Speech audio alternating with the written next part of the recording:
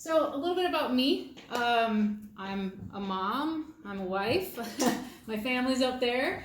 My husband Rashid is right here. I am a student and a teacher. You know, I went to University of Maryland, a couple of business degrees. I have a master's in Master's of Science in Cybersecurity, as well as a MBA. And I'm a military veteran. I was in the Air Force, and my husband was in the Air Force too. That's kind of how we met. We retired here in San Antonio. I'm originally from Wisconsin. I'm the inventor of Sifties, that crazy looking thing right there, and we'll talk about that in a minute. I have a podcast. It's for Amazon sellers. So many entrepreneurs get started on Amazon. So I have a podcast for them, and we're pretty high in the charts for marketing in the United States, so we're pretty proud of that. I have a business consultancy firm called Amazing at Home. This is where I help entrepreneurs. When I went off to invent a product, it was tough because even though I have several business degrees, I'm a pretty smart girl, I'm a military strategist and planner, nobody told me what I was supposed to do with inventing a product. And when you research online, all you find is like invent help, right? Yeah. And how much money do they want to just to draw something up for you? You know, $30,000 maybe to start with. And so I got so frustrated. You know, I thought, I'm smart. I can figure this out. You know, if I've proved anything to myself in my life is if I put my mind to something, I can do it. And so I started figuring it out. I started cold calling manufacturers. I started, some of them hung up on me. Others said, you should probably get that thing prototyped. And I was like, what's a prototype? How do I do that? Right? And so I just kept reaching out to people, kept talking to people, and I didn't give up. And everywhere along the way, I would share my story online. So I started blogging about it. I started reaching out, and I started getting this tiny little but very loyal following of other entrepreneurs who also had a dream, who also wanted to do something but couldn't get the help that they needed.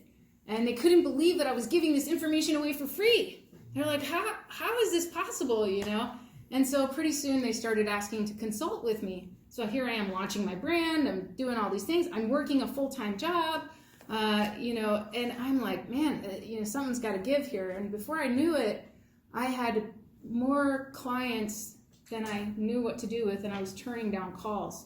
But the people that I was helping were gaining great success. We're talking 6 figures a month, one product in the marketplace.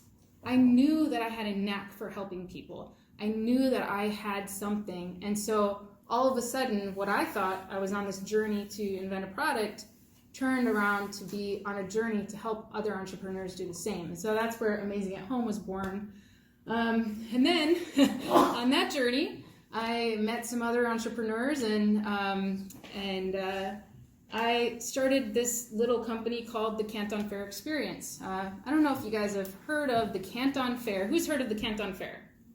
Anyone? Okay, a couple people. So the Canton Fair is in China. It's in Guangzhou, China. And it is the world's largest exposition of suppliers in the world, right? Well, the world's largest in the world. That was redundant. Anyway, there's over 60,000 booths of manufacturers. 60,000. If you had to walk it, it's 3 airports, the size of 3 airports. It is 217 football fields of products, of manufacturers. You can go and touch products and feel them and talk to your suppliers and source products. So I had friends in my network that were going to Canton all the time, and they'd come back and they'd post on Facebook, they'd have videos and stuff, and I'm like, man, I want to go there. That looks so cool. And I asked one of them, very senior to me, much more experience, he had invented many brands, had many things in the marketplace. I asked him, hey, will you take me with you? And he was like, yeah, let's go. And then the following wanted to come too. They were like, well, we want to go. If you guys are going, we're going. So that's how the Canton Fair Experience was born. We said, we can't just take you to China. You need to be prepared before you go to China.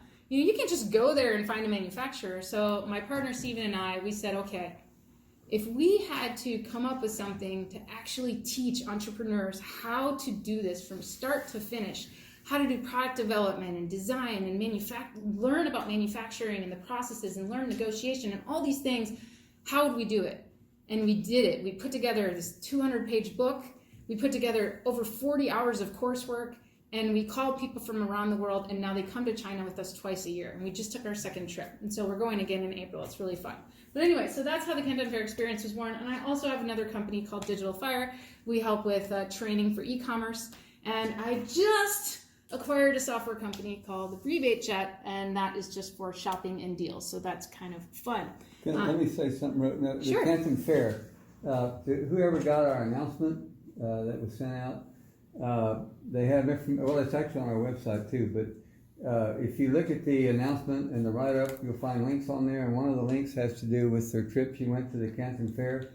I would suggest you watch that because it's very, very pictorial. It's very, very, you can see how glamorous, or how, a lot of people think of China as being kind of, but this really shows the other side of China, and I thought it was very well done. It's about a half hour long or so?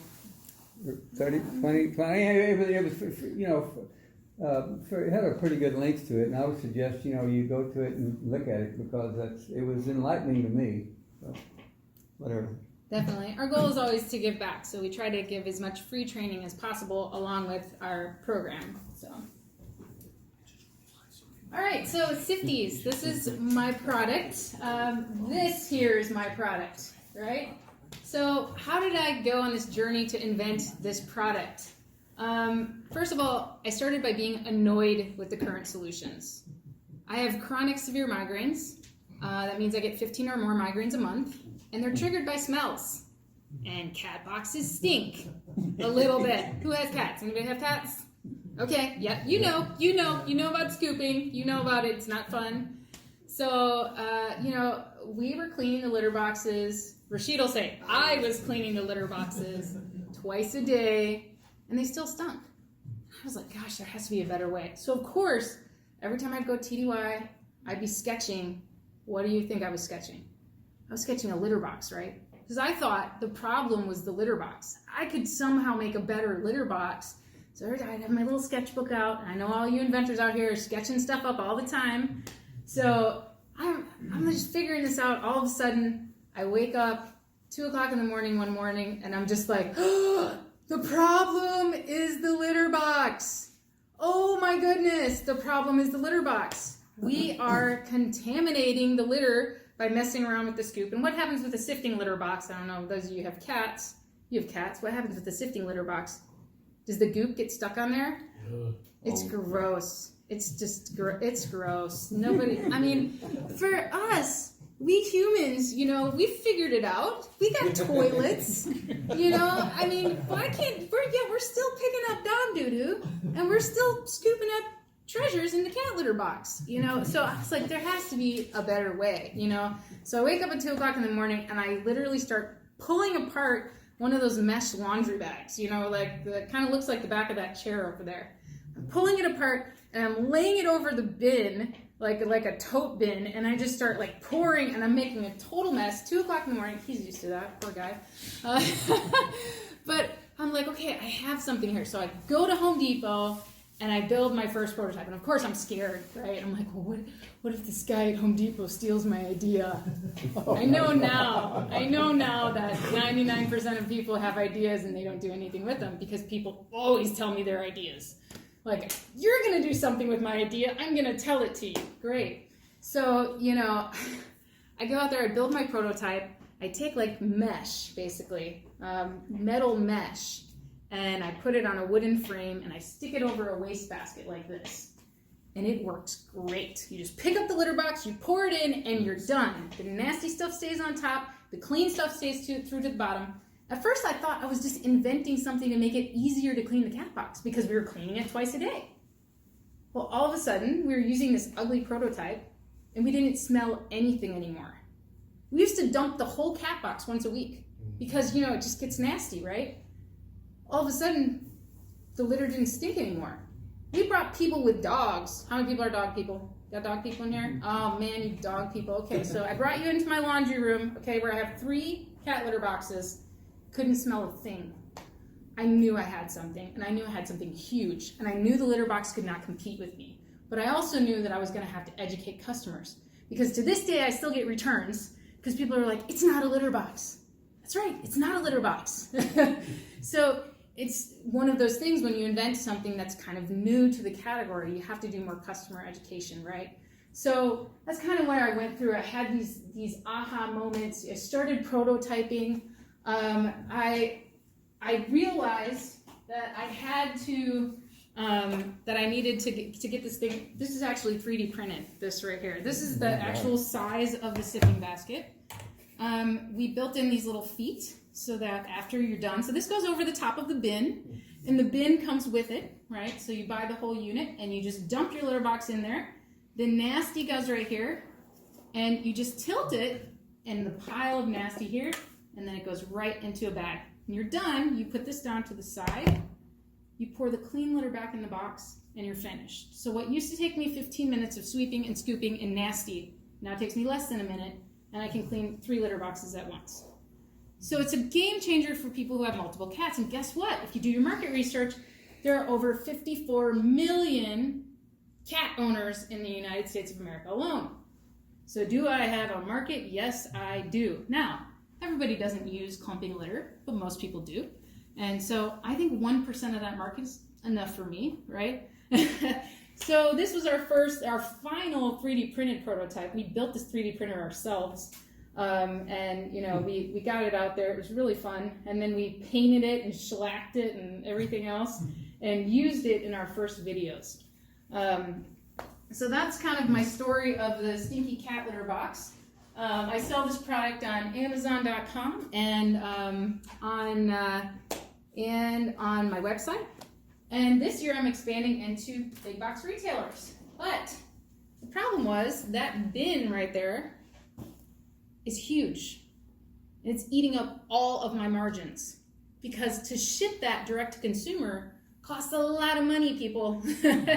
And so what I thought were really great margins for a $40 product got all eaten up by shipping.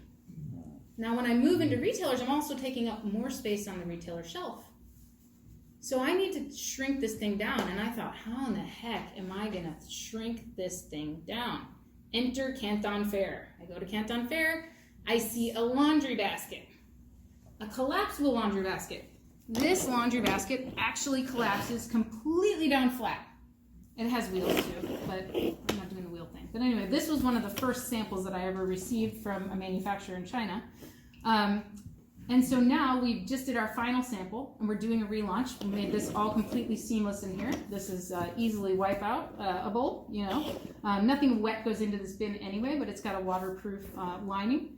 And again, this completely collapses. So now what goes on store shelves is just the size of this. It's a game changer for my business. I've got people all over the world requesting this product, and I can't get it to them because it's too big. So I'm so excited this year that I'm able to relaunch my product with the actual fully collapsible bin and just the size of the sifting bin. So the moral of that story is even though you launch a product, it doesn't mean that you won't have to continue fixing it up. It doesn't mean you won't have to continue on your journey to making it better. You're going to get great customer feedback during that time. So be ready to continue to innovate and don't rule anything out. Who would have thought a laundry basket would work, right? But it does. So that's the story of Sifties. So how do I help brands now launch products? So many brands start on Amazon. Why do you think they start on Amazon? Anybody have any? Market reach. Market reach, it's pretty big, right? It's only 5% of all of retail, but it's 50% of online retail. So, and then why else do you think they start on Amazon? Yes, sir. Low barriers to entry. Exactly. There's no barriers to entry. Today, literally, you could go to Walmart and buy a product and go list it on Amazon for 3 times as much and sell it and make a profit. It is that easy to have an online business, right? Now, it's not that easy. Obviously, you should probably have a business and all those other things, but there's low barriers to entry. So we always recommend that new brands start on Amazon and on their own website, or a little bit of both, because it's very easy and there's no barriers to entry. Brands. Amazon has their own brands, right? Private label is really, really popular now. You go to Walmart, you go to Target, you see all of their own private label brands. Amazon's brands actually make up about 80% of the billions of dollars of sales that come through Amazon. But 19% are actually other brands, third-party brands like mine. So there's a lot of revenue going to other brands. But 70% of the searches on Amazon are generic, meaning men's t-shirt, shoes. Only 30% are brand specific, so Nike, Adidas, right? I don't know why we're sticking with shoes today, right? So some people call Amazon a brand buster because Amazon has been reported to copy some of these popular brands and bring out their own version of it, right? That's why, as inventors, it's really important for you to have that differentiation and to protect your idea, because then you're preventing big brands with a lot of money from just knocking you off immediately, right? So there are 3,000 sellers joining Amazon marketplaces every single day. There are millions of sellers on Amazon. 3,000 sellers joining every single day. But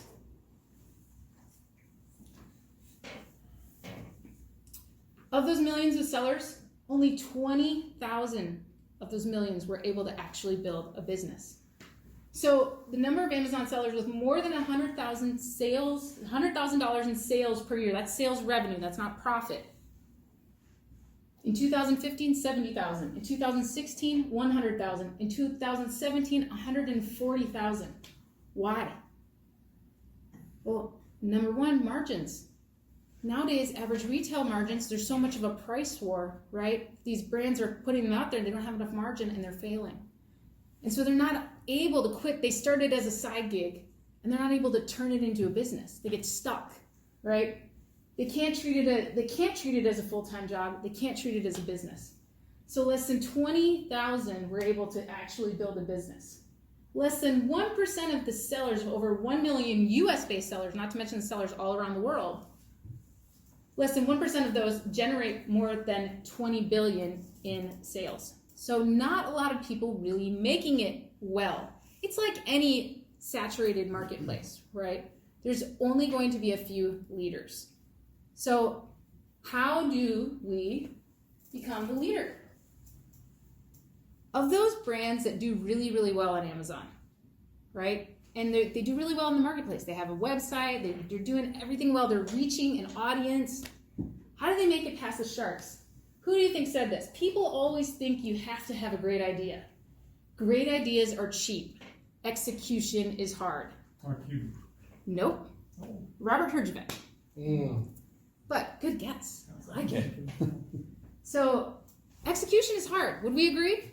Yeah. How many people have successfully brought a product to market in this room? All right. So, I mean, we have our 40%. But it wasn't a business, so it was a license. Oh, there you go. License deals. Hey, those count. Those count, right? There's a lot more work in the business side of things because execution is hard. That's the reason why you licensed. I knew that to start with. There you go. He's a smart man over here. So, 3 reasons for failure in the tank. The first reason, is it unique? So, do you guys remember this guy, the iBlock guy? Yeah. Oh, I'm sorry. You want me to Either way. But Okay. Am I in your way? You can't see. All right. So you guys remember this invention right here? What was it? You remember this? The iBlock? Laptop camera, right? Yes. He blocked the laptop camera. He came into the Shark Tank and he was like, "Boy, sharks, do I have an idea for you? Cybersecurity, huge. People are hacking cameras all over the place. I have the solution. The iBlock." And I think it was either Mark or Robert who was like, "Yeah, I just use a piece of tape. Why do I need your product? Is it unique? Is there a better mousetrap? Is there a reasonable alternative?" Right? So it's easily copied too, right? Like, how hard is that to copy? You know, if you have a design patent on it, good luck, right? So the second thing, do you have any sales? So this guy here, he made this puzzle toy, and he got it was like a puzzle toy for kids, and he got a deal. He didn't have any sales yet, but he was offering 40% of his business, and I think he got a deal with David John, but it was contingent on him getting some toy companies interested in a licensing deal, right? They weren't interested. Why? Is it different enough? How many puzzle toys are on the market, really, right? If you don't have that audience already, if you don't have proven sales, you got problems. So his deal, he got that deal, but it fell through because he was not able to secure licensing deals. Maybe he needed somebody like George in his corner. So, your projected sales revenue. His projected sales revenue they weren't good, So then, number 3, this business isn't scalable. Grocery products, right? Like the grocery products, the sharks always run. They're like, no, I don't want any part of that. I don't want to try to get my product. I don't want to try to get your product on the shelf in a grocery store. So these ladies invented like these healthy soups, right? And they were like delivering healthy soups, and you could buy it on their website and stuff like that. But their profit margin was only 5%. Ooh. That's not enough for a shark to scale it, right? It's not enough. So, and then they were pursuing too many sales outlets. So they were trying to go to every grocer, but they were doing well on their website. And with 5% margins, how are you going to get in a retailer? That's not going to work, right? So these are 3 examples of reasons for failure in the Shark Tank. So how do we do better than these guys? So as we mentioned in my write-up here, Jack Trout wrote this book, Differentiate or Die. In our Canton for Experience course, we really focus on differentiation and helping people to define their differentiation, because that is what you have to communicate to consumers. That's what you have to communicate to retailers to buy your product, right? All of these companies utilize this concept, right? Apple, Lush, T-Mobile, Dollar Shave Club, they all utilize these concepts. When you think of big brands that do it well, they differentiate well, and they communicate their differentiation well. So my little quote here, we're the kings of differentiation as inventors, right? We're like, I have this unique idea, it's so cool. But it doesn't matter if we don't differentiate in a way that matters to the customer. Are you actually solving a problem? What are you doing? And can you communicate that to the customer? So I'm going to show you some ways that you could do that. So, for example, as we mentioned, today's consumer is enlightened. They're educated, they're aware. When a customer discovers your product online or in-store, this is what my website looks like, right? I can show videos of my product in action. There's no competition. I can speak directly to the consumer. What happens when they go on Amazon and search for my product? I created a new category here, right? I eliminate odors. I make it so easy to clean a litter box. But look at that. That's my market, right? I gotta compete with the $8.94 scoop.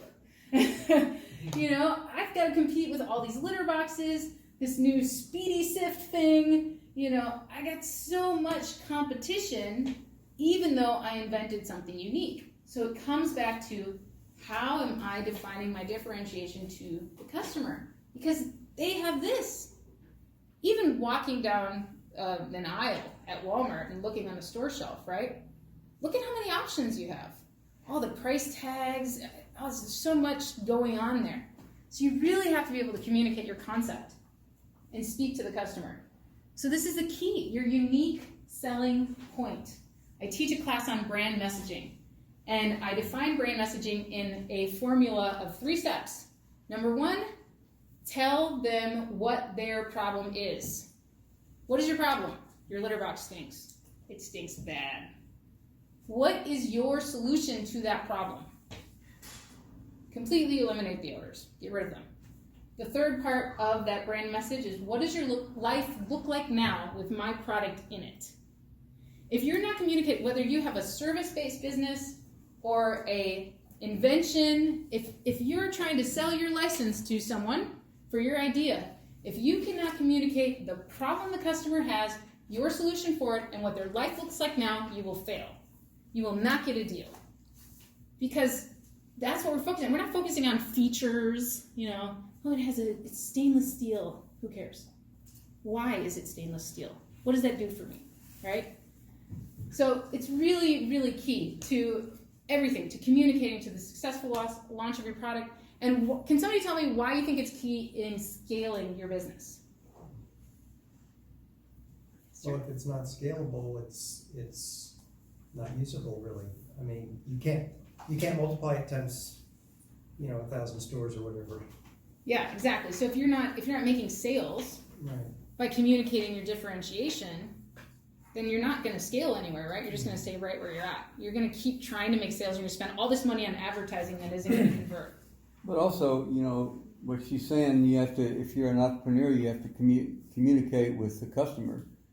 But the same thing applies if you're licensing. You got to communicate with a potential licensee, and it's basically the same thing, So You got to sell it either way. either way, yeah. Mark Cuban said that if he lost all of his billions of dollars tomorrow, he would go and get a job in sales, because he knows that he might not make the billions back, but he'd at least be able to make $1 million back.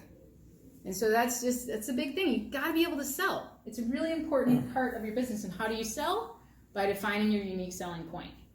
So, differentiate or die. This is the part where I teach you how to evaluate your idea. How do you evaluate your idea to tell whether it's a good idea or not? So I talk with entrepreneurs all week long on coaching calls from around the world, and we always go through their ideas. And the first question I ask them is, can you define the problem? What problem are you solving here? What need are you meeting? Right? Does a solution exist already to your problem? So, like the laptop cover, right? Tape. I talked to, oh man, I can't tell about that one because it hasn't been launched yet, and I hope it doesn't get launched. But yeah. But anyway, so if you can't define the problem and a solution already exists. So for example, with my product, a solution already exists, right? There's a scoop, but I offer a better solution and I can define the problem because my solution eliminates odor and the scoop actually causes odor. So that helps me kind of define the problem and beat the reasonable alternative. So does your differentiation matter? So this is the second thing. A lot of people think, well, the product doesn't exist yet, so I can't find out if people really will want to buy it because it doesn't exist. Guess what, guys? This is, the 21st century. We have Google. We have all kinds of great things. Do you know that you can actually check the search volume across the internet for the problem that you're solving? You can actually find out how many people are searching for that problem. There's a ton of tools to do it. So you can find out, you can validate your idea before even moving forward. Did you know, I'll give you a really quick hack, right? You can start typing in Google. And when you start typing in Google, you get like those suggested searches that pop up. That's the search engine's way of making people happy. It's telling people exactly what other people are typing in and saying, hey, maybe this is what you want to look at. Maybe this is what you want to look at. That stuff is updated on a regular basis. So if you want to find out if other people are searching for what the problem that you're solving, type it in. See what the autocomplete suggestions are. If there's some pretty high up autocomplete suggestions, you have something. And then my second little hack is look at the results. For example, in my course, an example that I give is I like to throw poker parties. And I hate counting the chips before people come over. It takes me forever. I don't have enough of the 5s and the 25s, and then I got to start over, and I don't like it. So I thought of this idea, like, what if I brought a custom poker set to the market, right? What if I did that? What if I had it where, it was pre-counted $1,000 in chips, and people come over, and I could just pull out the tray and give it to them, right? So I searched for how to count chips for a poker party. Tons of results. Tons of all these blogs, recommending the count types. Most of them said, 1,000 in chips, and also I made sure that other people were solving the problem the same way, right? But guess what the solution was? The same old chips that don't solve the problem. So right there, I had validated that my idea was a good one. You can steal it. I haven't sourced it yet, But anyway, is there a reasonable alternative? That's number 3. That laptop camera cover, that's the number 1, right? So is there a reasonable alternative? You always have to think about other alternatives to your product. I know people always want to say, that's a unique idea. Nobody's done this. But people have done it, right? Even if you think of a different way to clean the cat litter box. There's other ways to clean the cat litter box. There's other reasonable alternatives. So you need to make sure that you're considering your competition. A lot of people say, I don't have any competition. I used to say that too when I first invented Sifties. I was like, I don't have any competition. I'm inventing a new category here. I have competition. I had a lot to learn. So make sure that you're considering the whole market and not just what you think is unique, right? So validation. This is the number 1 thing that people skip. I cannot tell you how many entrepreneurs have come to me and have already launched a product and cannot sell it because they didn't validate that people actually wanted their idea. And now they're out hundreds of thousands of dollars in some cases. I mean, my molds for Sifties alone were almost $60,000.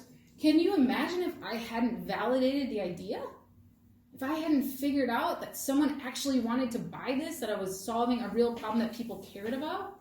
And, oh, by the way, how much would they pay for it? Right? That's the thing. You need to find out, what do people think of your idea and how much will they pay for it? Because I had this idea for slime. My daughter, does any of your kids play with slime? Yes, right? Oh, it drives me crazy. Oh, it drives me crazy. So I had this idea, I was gonna bring this. My daughter, she plays with slime. She's got ADHD, and she's always like playing with slime. She plays with slime all the time, makes her own slimes, all that. And I search on Amazon for a slime collection set, something that she can store her slimes in, because they're like a collection, It's a suggested search term. It's the very first suggested search term, and I'm like, bingo, buying it tonight. Go to the results. Nothing. Just like containers. And I'm like, oh man, okay. And then I was like, oh, money, opportunity. So I was thinking, okay, so I designed this whole big slime collection thing, right, where they had shelves in it, and they could put their slime in there, and it was a wide container so they could play with it, and designed this whole big thing. Well, I validated it. I came back from China. I had a source for it. I had the right containers, all that. Came back from China. I had a little focus group at my house of kids, and their moms, because those are the ones that spend the money, right? Moms and dads. And I had the kids with the samples on the table, the little prototypes, and I was like, hey kids, pick a container for the slime. And they were like, that one's fine. They just picked like the boring kitchen container, right? And then I asked the mom, she was kind of playing with some of the other containers. I was like, hey mom, what do you think? Like, does it drive you nuts that your kids always use your kitchen containers to store their slimes? And she's like, oh, not really. I just give them like a bag, like a Ziploc baggie or whatever. So here, I created this whole problem because of the suggested search term. I thought, oh man, people are searching for this, so I need to bring it to market. But when it came down to it, when I asked, how much would you pay for that, mom? Because she was like, well, I guess if it was like stackable and it was cool and, if it lit up and it was neat, like, yeah, I guess I would get that. And I was like, how much would you pay for it, mom? $5. Right there. I can't source it for that. There's no margins there. It's not a scalable business. It wouldn't pass the Shark Tank test. So that's the thing. You have to find out, what do people think of it and how much will they pay for it? That's so, so important. And you can't just ask one person, right? So you've got to validate your customer demand. So I'm going to give you some methods to validate your customer demand. You can do a visual mock-up. How much does it cost you to make a picture of this product idea that you're thinking of?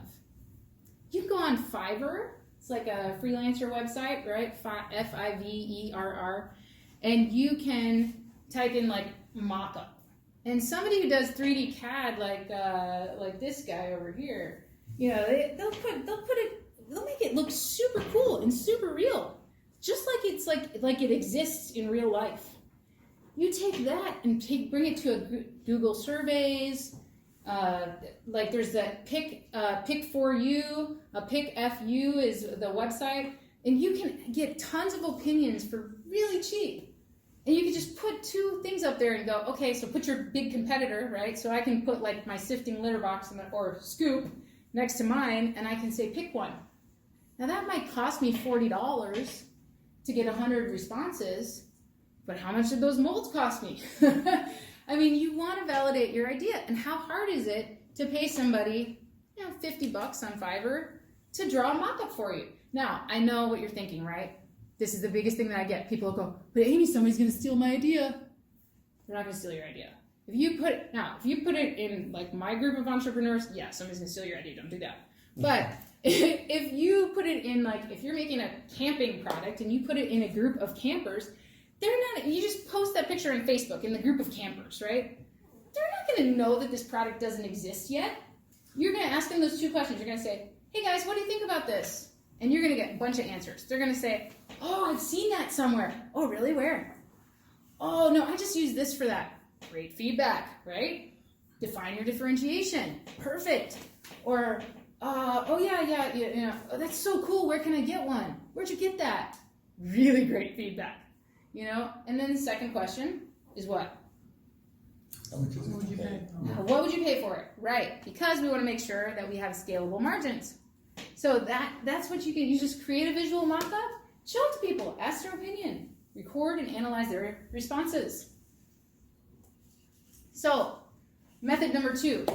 I also have a little mini course for this, and I help people source small amounts of products online, and then they just throw them up on Amazon. So let's say that you have an idea to use a soap dish as a jewelry dish. And it's a cool looking soap dish and it's different, and you're going to sell it to the jewelry dish people. And you just want to test this concept, right? So you find a cool looking soap dish on Alibaba or AliExpress, and you source 100 units and you throw it on the market. Because who cares? It costs you $100, right? And then you get their responses and they go, oh my God, I hate the shape of this thing, or I don't like the color. Well, great. Now you have some validation for your idea. So, it's an idea to just source something small and put it out there and just see what the marketplace thinks. Alternatively, you could do Kickstarter, or you could build a landing page and say, hey guys, I'm thinking about doing something like this. If you want to sign up for my launch, let me know, and then you get a lot of good responses. When we were launching Sifties, we took the prototype to the Helotus market and we demonstrated it for people, and we said, hey, do you want to sign up for our email list? And they were like, yeah. And some people were like, no, it's not for me. I don't really like lifting my litter boxes, and this is not for me. But other people were like, this is a great idea. How do I do it? Yeah. At what point do you protect yourself? In other words, do you see if it's a good idea first and then protect yourself? Or? So if I think that that you can do a mock-up, you have your drawings, you have everything there. I don't think you have to go to provisional patent until you've actually done some initial validation. And you can do that initial validation on the internet. You can do that initial validation just in a group, right? The mock-up is not going to hurt you. But now, if you've invented, I don't know, flying sneakers or something, yeah, you might want to validate a decoy. So you might want to validate the flying skateboard because that's not your idea, right? But it's something very similar. So you get it either way. You definitely want to protect your idea. Don't get me wrong, but don't be afraid to at least do some initial validation, with some internet searches and at least the mock-up test. Now, the sourcing small idea, where you're just throwing you're not actually selling your idea. You're selling something similar, right? If my idea is to sell this soap dish, as a jewelry dish, and maybe it's a jewelry dish with compartments or something, and I'm using, whatever. Maybe I'm sourcing a pill container and I'm going to put that out there as a jewelry dish and see if it sells. Then obviously you're going to differentiate it even more, and you're going to then move forward with your patent after that of, okay, now I'm going to make these compartments exactly like this. They're going to be round, they're going to be square, they're going to be tall, whatever. But in the beginning, this test is just a similar product, right? So avoiding errors in the process. You know, you want to ask people, but you don't want to ask your mom. Don't ask your mom. Don't ask your sister. Don't ask your friend. You know, you want to ask strangers. In our course, we actually have homework, and you have to go to the retail store, and you have to talk to strangers and say, what do you think about this, and how much would you pay for it? And people are super nervous because most of us entrepreneurs are introverts. How many people are introverts in this room? Yeah, exactly. Most of us are introverts, so this like gets people sweating in our group. They're like, "Whoo, I don't know if I can do it." And we actually had one of our entrepreneurs. He was in his car, and he like sent us a video, and he was like, I have been driving around all day long trying to do this homework. I'm just trying to build up the gumption to go and talk to people, you know. But then after they do it, they're like, this is great. So, you know, I have some friends in Australia. They invented this really cool fishing rod called the gunnel rod. And it makes it so that anybody on the boat can fish. And so when they came to the United States to visit, I took them to Bass Pro Shops. And I said, hey, let's go talk to the sales manager in this fishing department. Let's ask him what sells the best in fishing rods, right? How, you know, what kind of things do his customers ask for? Like, that's a great way just to get good feedback. And these sales managers, they're bored, right? They're happy to talk to you.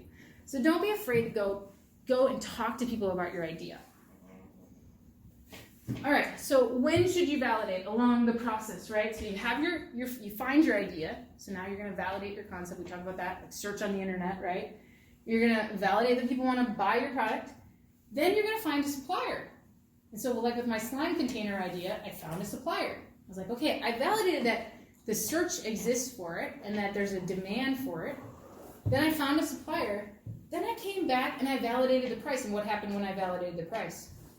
Nope, it was a no-go. I had to walk away from it. But that's okay. I didn't spend any money, just a little time. Then I got to validate the packaging because, again, we got to communicate our concept, right? We have to make sure our package communicates well. And then we can place an order with confidence. So one more thing here. It's time to plan now, guys. Don't forget to plan. If you have an idea that you want to bring to market, put that stuff down in a business plan. Okay, you've done your validation, you know who your market is, but the business plan helps you with this. Score.org, they have, just Google free business plan template. Score has a really great business plan template, and it actually walks you through each of these areas with instructions. You want to know what your market looks like. I needed to know that there were 54 million cat people in the United States. I needed to know that. That's important, right? Plan to reach 1% of your target market. That's reasonable. If there's an investor and you're trying to get some money for your business, A, they're going to want a pretty good business plan, a pretty good executive summary, and B, it's reasonable. You're not going to be, I can't go to an investor and be like, there's 54 million cat owners and I'm going to sell to all of them. No. My goal is to reach 1% of that market in 3 to 5 years. And this is how I'm going to do it because this is where my market hangs out. This is how I'm going to market to them. Market analysis, marketing plan. Your financials. You need to figure out what your startup costs are. Most of the inventors come up with an idea, and I was talking about this with somebody tonight, and we're talking about how, I was talking about it with you, where we were talking about how a lot of people are, what did you call them, the startup inventors where they don't have the money, like the mom and pops, right? So, you know, if you're afraid to go with your idea, there's nothing wrong with making an informed decision about your financials. How much is your sales price going to be? What are your startup costs? What resources are required? Tooling, molds, prototyping, research and development. I love being able to write off cat litter. It's great. Distribution. How are you going to reach your audience? There's so many cool channels. That's what we specialize in, helping people move beyond e-commerce and get their products in big box retail and specialty retailers. Amazon's only 5% of all of retail. Most people don't realize that. Anyway, map out your channels. Figure out how are you going to reach that customer and what are the channels that you can sell to the people that sell to the customer. You can be the private labeler. You can buy the tooling and offer other people the opportunity. Like I could sell Sifties to tiny cats. There's a reason that my mold has a removable it has a removable plate for the brand name. Because maybe later on I want to sell that, and they're going to want the tooling to go with it. Great. Short and long-term goals. If you don't have goals, you don't know where you're going. I can't tell you how many people start on the journey to bring a product to market and they don't actually realize that they have to like have a real business then. Like they don't actually realize they're going to have to leave their job. They don't actually realize. I didn't realize it. I was just like, yeah, this is going to be great. I'm going to sell millions. And then one day I was like, oh my gosh, I have to quit my job. I'm not prepared for that. Oh wow, I have to be an entrepreneur? Oh my gosh, I'm scared. So anyway, you got to have a plan, right? So, talking about a business plan, she mentioned you can go to SCORE, SCORE.org.com. Anyway, you can go there, but you can also go down to the UTSA Economic Development Center, which is the downtown UTSA campus down there on I-35, kind of in the middle of town. You can talk to one guy that comes to mind, Ruben Lopez, down there, and they'll do a business plan for you. They'll actually just sit down, spend time with you, zero charge. They have a number of different classes that you can take for like, some cost nothing, and some are maybe $20 or something like that, where you sit in the class for maybe 3 hours. But I mean, you can just go talk to them, in their office, and they'll sit down and help you. That's person to actually person. who I went to when I started. I started and I met with the mentors down there. Yeah, At some point, you will outgrow their mentors. yeah, but to get started. To get started, it is an incredible resource. Yes. I learned about marketing. I learned about how to refine my business plan. I had they have lots of mentors, and SCORE does that as well. So, of the two things that we talked about, right? Validation. The second most important thing is profitability. You have to be profitable, or what are we doing this for in the first place, right? So we teach our people, you need to have a minimum 7x multiplier. So what does that mean? What's a 7x multiplier? So your raw cost. What if my product price is $70? I'm going to sell this for $70, and customers have told me that that they'll pay $70 for it. What do I need to be able to source it for? If I divide that by 7, 10. So I need to be able to source that for 10. On Amazon, I usually aim for a 10x multiplier. That's always my goal. I want to be able to source it for 10 and sell it for 100. Just because I need extra room. I like extra room for stuff. When I get done selling it, I want to be able to buy a lot more and keep flipping that money over. But we teach people 7x because you need to have the margins. If you're going to sell to retailers, they expect to buy that product from you at 50% off of that retail price. So if it's $70 on Amazon, they're going to expect to buy it from you for $35 because they got to pay their overhead expenses, right? You have to have enough margin to meet that. If you're sourcing it for $35, we got problems, right? Would you know of any particular categories of things where that rule may not necessarily apply? Well, there are businesses that go an inch deep and a mile wide. So you may have a situation where you make it up via volume, right? So if you're able to sell a very small widget and for $1.50, and maybe you're sourcing it for half that price, right? But that would, in my mind, that would be the only kind of exception to the rule, is where you can make up for it in volume. Otherwise, you definitely want to, for a unique product, you want to have the margins, especially if you are going to try and get that product into retailers. Yeah, you want to have the margins to make that happen. And 7x it's the gold standard in retail. So it's not like a number I'm making up. So the different methods for sourcing. So how many people have sourced a product on like Alibaba.com? Anybody ever looked at Alibaba? All right, okay, so a couple of people looked at Alibaba. So it's cool because you can see all these different products. You can kind of see what's trending, what's going on. But it's also tough because you don't know who you're talking to.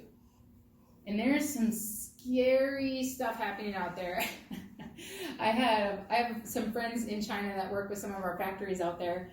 And he was telling me, like, one of his friends actually works out of his apartment. He's just a guy. He works out of his apartment, and he sources from all these different factories. And he sells like phone accessories. And he's a 10-year gold supplier on Alibaba. He's a factory on Alibaba, but he's just a guy in his apartment on his laptop.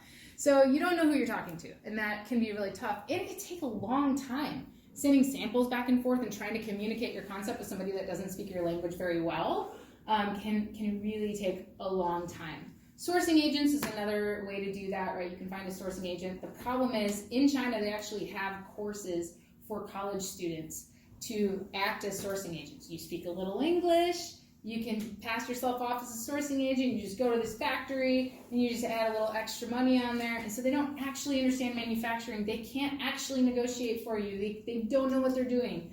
So it's not that there aren't good sourcing agents. There are really great sourcing agents.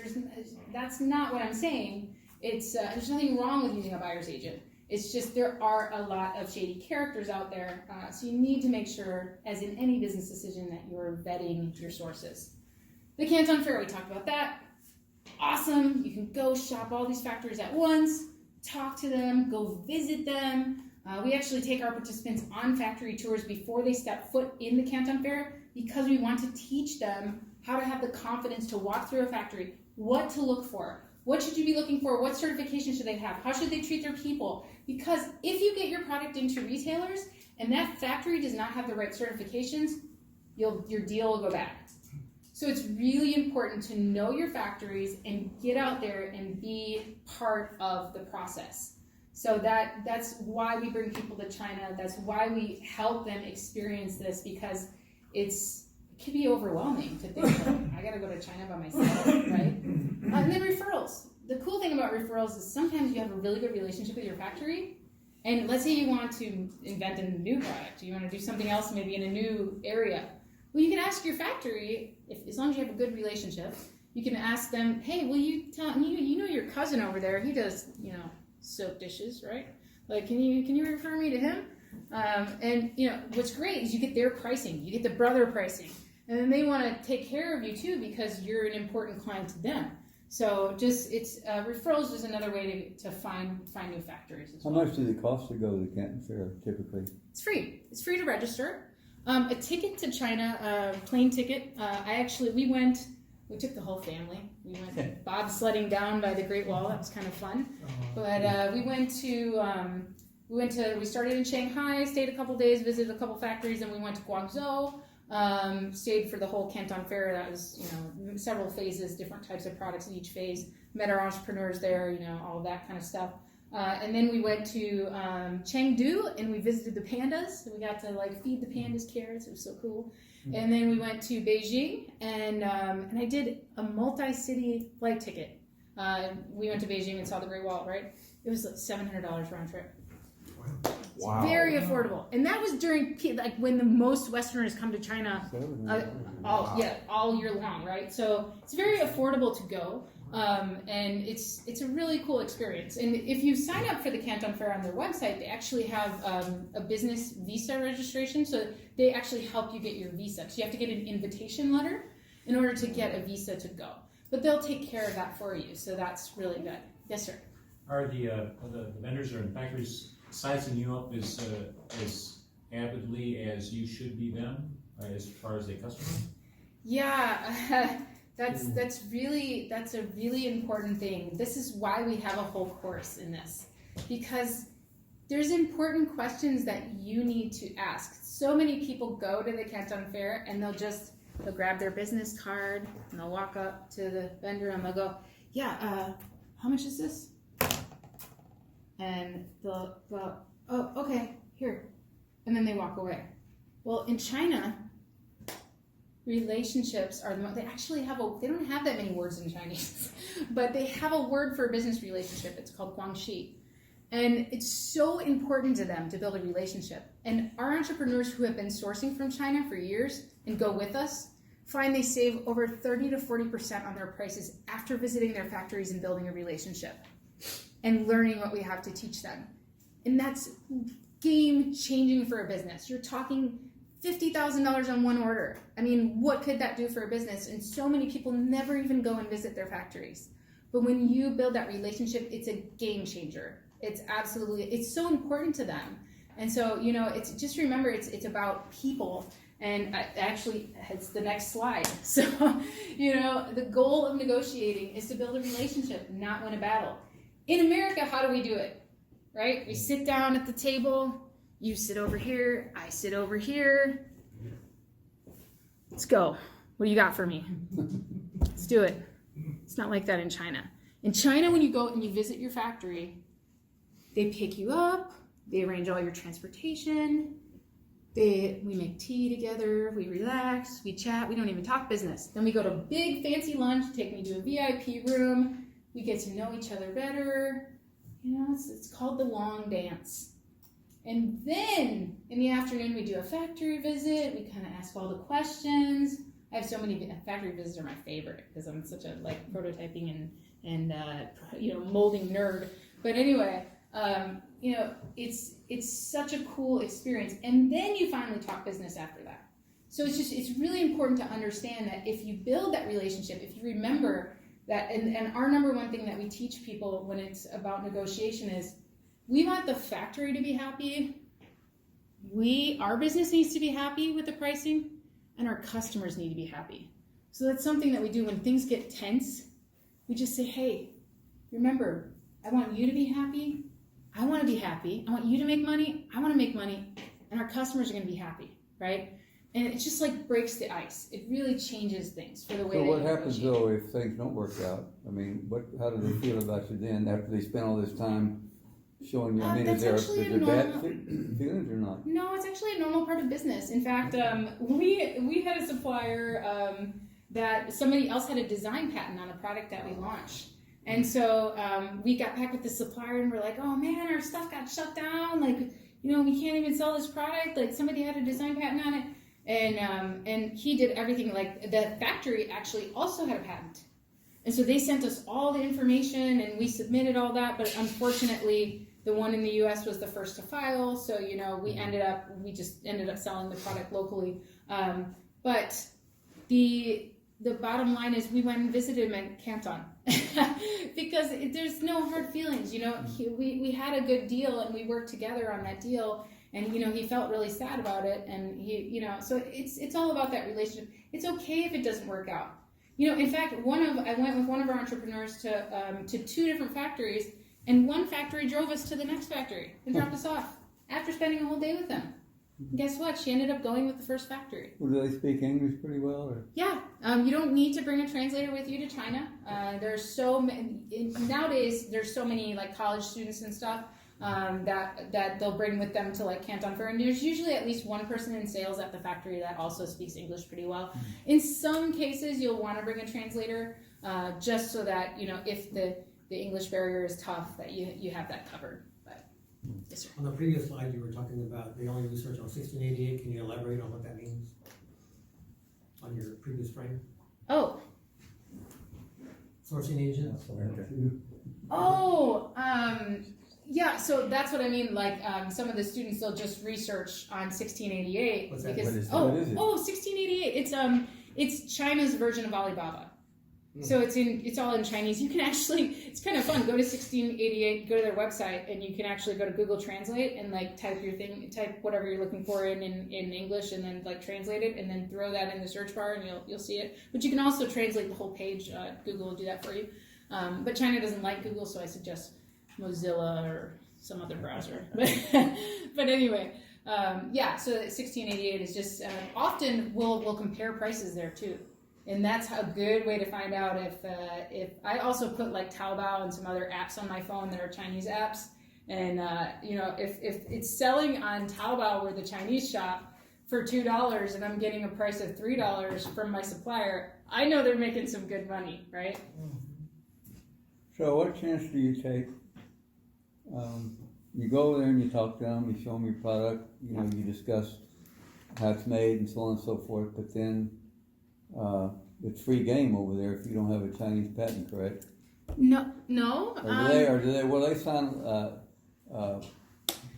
Yeah, will they sign a NDA or something? So Can you trust that or not? So in China, it's we have a Chinese attorney, and that's how big brands protect themselves in China. So you follow their laws, and it's a lot easier. So it's called an NNN agreement that you want to have in China, and that is a non-compete, non-circumvent, and non-disclosure. It's 3 forms of N's, but it has to be in English and Chinese. We have our Chinese attorney draft it up, and our when you use a Chinese attorney, like the factories take it very seriously. They look at that agreement and they're like, we've had factories tell us, I'm not signing this. Like we need to attach a photo of this. We need to do this, and we'll make those adjustments. But they'll sign an NDA, no problem, because they know it won't hold up in China.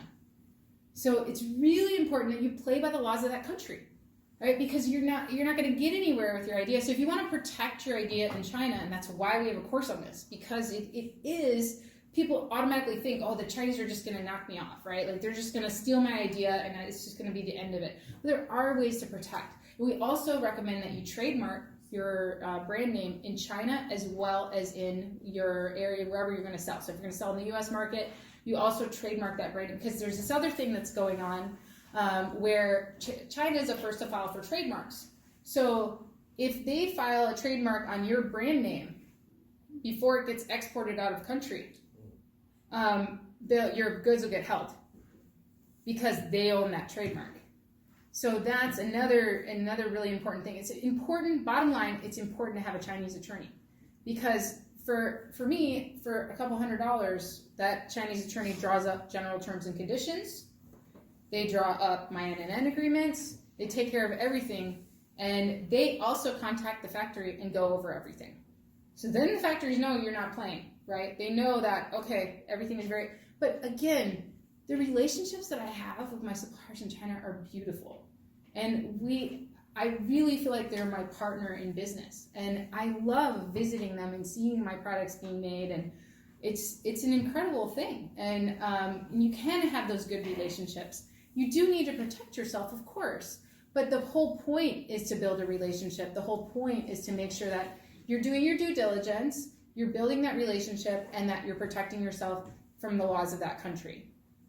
Yeah, but you can't just go over there to the Canton Fair and you're walking from booth to booth in your area where your product manufactures it, and say, well, can you make this? How much is it going to cost? And then you go to the next. I mean, basically, you're just throwing it out there for them to grab, right? Yes, so that's so you got to have your attorney go along with a Chinese attorney? No. What? So you source a decoy. So that's what we teach our entrepreneurs. So let's say you're going to make the example that we use in our course is a Bluetooth speaker that's shaped like a puck. You're going to sell it to all the dog fans, right? My business partner is a big pug fan. I have 2 business partners with pugs. I don't know how that's working out. Anyway, so let's say that you want to create this Bluetooth speaker that's shaped like a pug and whatever, right? Well, you can always just talk to them about, okay, so let's go find a Bluetooth speaker manufacturer, and let's say, okay, what can we do with the casing here? What kind of colors can we make it? Can we make it multicolored? And you can source a different, you can say, I would like to make this in the shape of a fire hydrant. Could you do that? Yeah, you're gonna need a mold.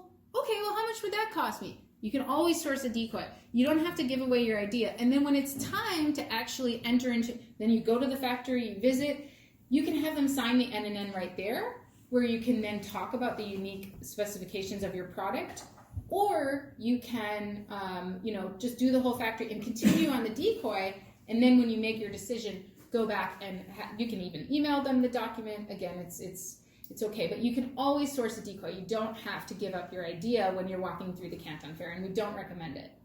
You just kind of sort of fake it, in a sense, yeah. Exactly. I mean, you take it, say that you go over with this thing. So then you say, well, how much, all you show them is a leg. Yeah. I need a leg that'll adjust and this and that or whatever. Then you go to another place and say, I need this connector, adapter. And you just show them that little part. You don't show them the whole thing. Yeah. And you can source different parts from different factories as well, but we always recommend that you have one factory that is the lead factory that takes care of all parts of your product, because you let them deal with the other parts. then they are responsible for holding those other factories to deadlines and everything else. So you only sign your agreement with that lead factory, and then you make them source all the other Right, stuff. but you can get a feel for, you can add stuff up. You can say, Yes. well, this factory is gonna cost me this much, and this factory, I mean, you can kind of put it together Yeah. without having to sign an NNN or whatever. Exactly, Yeah. exactly. Yeah, you don't have to be afraid to source it, definitely. Well, now, are they fairly, I mean, so you sign an NNN, I mean, do they honor that pretty well? Yeah, if it's done by a Chinese attorney, yeah, because they know that you can sue them for everything. If, I mean, yeah, you can. yeah. Okay, well. Absolutely, yeah. So that's kind of. Does anybody have any other questions about sourcing from China? So this is our course, and if you guys are ever thinking about going to China, you can definitely check us out. We have a lot of like videos on our site, as George was mentioning. But our goal is we also have a Facebook group where we're doing some free training on this stuff. But our goal is to help entrepreneurs. Our goal is to help them actually successfully source their products, to validate them, and to get their products on the shelf.